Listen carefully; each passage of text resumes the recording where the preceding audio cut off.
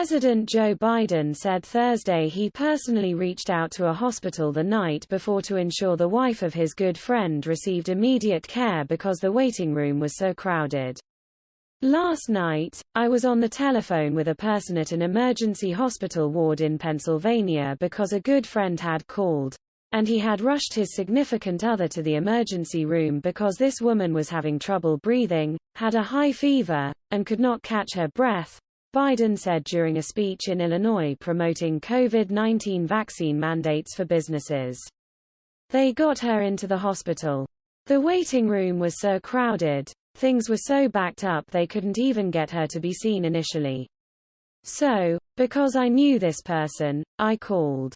I called the desk receipt. To make long story short, it took a while because not all, the vast majority of the emergency rooms and docs were occupied taking care of COVID patients, Biden added.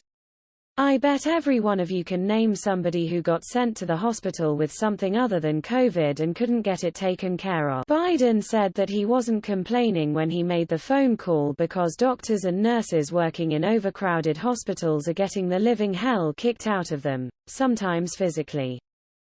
According to recent data from the Centers for Disease Control and Prevention, America is experiencing a decline in daily COVID-19 deaths after a 2-month steady increase to mid-September.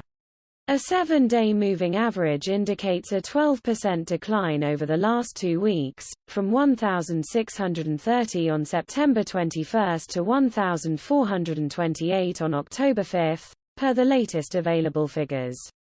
Nevertheless, the country logged a grim milestone late Friday when the U.S. death toll from COVID-19 eclipsed 700,000.